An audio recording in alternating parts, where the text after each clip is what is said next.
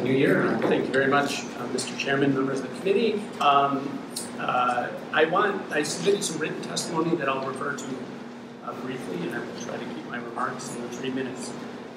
We're here for 3 reasons, although you've sort of taken away the first one. We wanted you to slow this process down just a little bit. We don't want these rules being passed in the final days of June. But we know that this is the earliest in almost 2 decades that the rules have been introduced. And typically this takes about a month's time. And so I'm heartened that you held them for now, and that you're going to take the input and hopefully make some substantive changes based on what you've heard tonight. I will also note, just in doing the research on when these typically pass, it was the practice of the House to pass a resolution carrying over the rules from the prior session. And I don't know why that practice has ended, but I just wanted to bring it to your attention. We are super excited that this is a full room.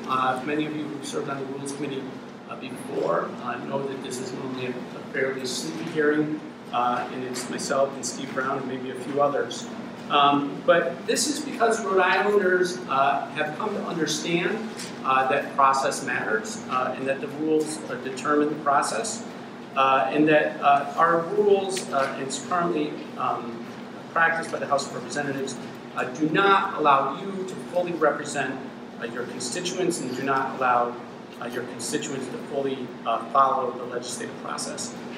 We think the ideas brought forward by the Reform Caucus are good, particularly this idea that substantive amendments be made available for the public in advance. And we're happy to hear Representative Jacquard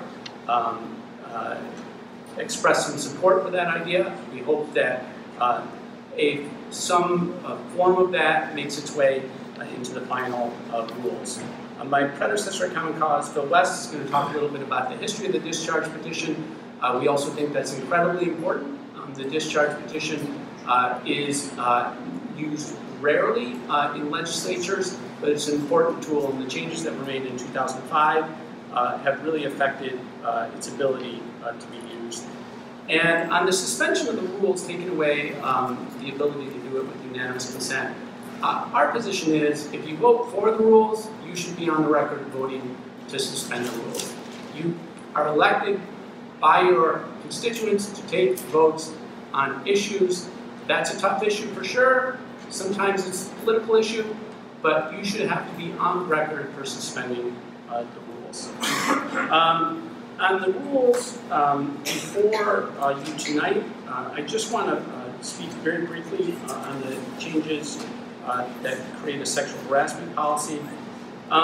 We think they are insufficient, quite frankly.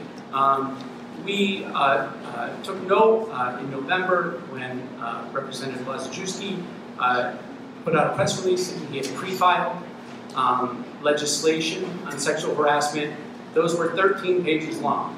They contained and they weren't perfect. They had a procedural due process. They had protections for the staff that would do the investigation to only be fired for cause. This proposal is 9 paragraphs long and contains none of those safeguards. So we think this should go back to the drawing board. Quite frankly, we think it shouldn't be in the rules, it should be in a statute, and it should be done with the Senate so there is a consistent policy that both houses have. Granted, understanding bicameralism, we will have a different committee process.